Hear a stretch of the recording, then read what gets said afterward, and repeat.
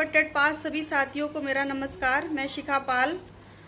जैसा कि आप सभी का कई दिनों से फोन आ रहा था और कई हमारे पास भाई बहनों का बहुत दिनों से पूछना चाह रहे थे कि अब आगे की रणनीति क्या रहेगी। तो आप जान रहे हैं कि करंट में बीजेपी की सरकार फिर से सत्ता में आ गई है, तो अच्छी बात है, हम उनका भी दिल से स्वागत करते हैं।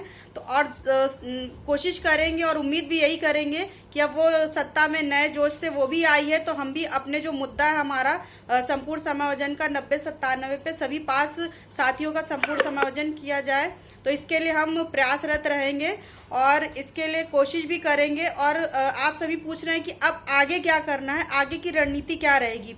तो आप सभी जान रहे हैं कि उनका शपथ समारोह जो है वो लगभग 21 तारीख तक है, तो 21 के बाद ही जो सारा उनका मंत्रिमंडल है वो गठित होगा।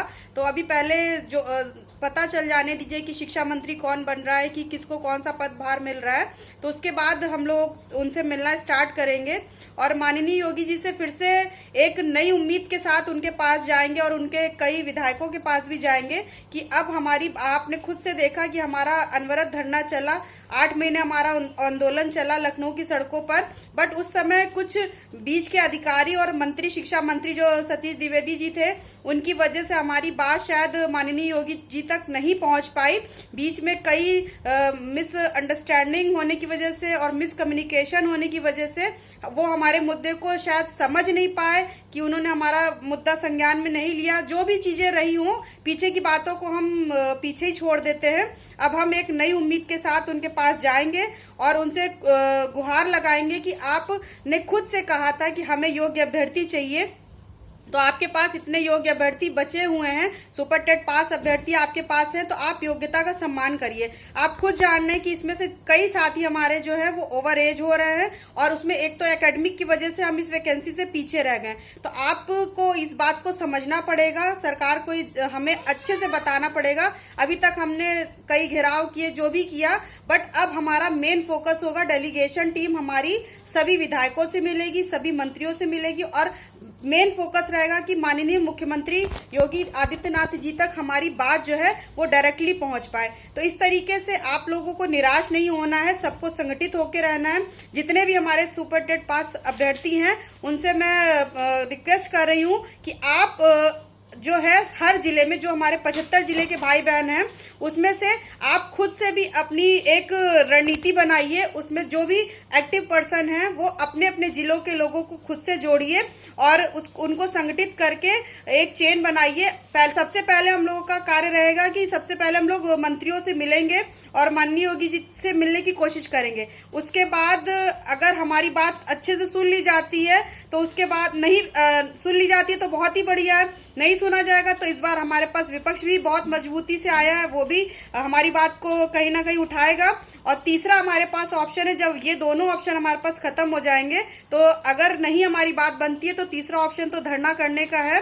फिर हम फिर से अपना नया आंदोलन स्टार्ट करेंगे और आप लोग को सूचित करेंगे। तो इसलिए अभी आप लोग परेशान मत होइए, चीजें थोड़ी सी लाइन पे आने दीजिए।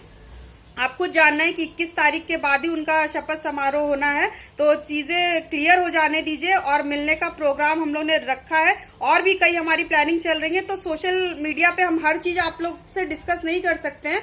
हम लोग की जो आपस की लीगल टीम है वो आपस में बात करती है, डिस्कशन भी चलता है कि आगे क्या प्लान किया जाएगा। तो इस तरीके से हम हर चीज आपको, प्लानिंग तो हर चीज नहीं बता सकते, बट इतना जरूर विश्वास दिलाते हैं कि आप लोग को बिल्कुल भी निराश नहीं होना। जब तक हम लोगों के अंदर एक उम्मीद की किरण रहेगी कि हम अपने मुद्दे को सरकार के सामने अच्छे से रखें और उनको बताएं कि हाँ, हम जो बैठे हुए यहाँ पर योग्य अभ्यर्थी, उनका सिलेक्शन होना चाहिए। क्योंकि एक आपको खुद समझना चाहिए कि आप कोर्स कराते जाते हैं, ट्रेनिंग कोर्स होते जाते हैं, बट उनको कहीं भी उनका समायोजन नहीं हो रहा है। जैसे और स्टेट की बात देखिए, चाहे वो आप पंजाब हो, राजस्थान हो, वहां पर आपके सारे लोगों का पूर्ण समायोजन कर दिया जाता है, बिहार का, बट और एमपी जैसे जगहों पे वहां पर जब तक परीक्षा के जो बच्चे क्लियर नहीं हो जाते, परीक्षा कराई जाती है, उनको समायोजित कर दिया जाता है, फिर नई परीक्षा आयोजित की जाती है। तो इसी तरीके से कुछ हमारी भी यूपी सरकार को भी इस बारे में सोचना पड़ेगा। जो हम इतने बच्चे यहाँ पर बैठे हुए हैं सुपर टेट पास करके, पहले वो हम लोगों को समायोजित करें।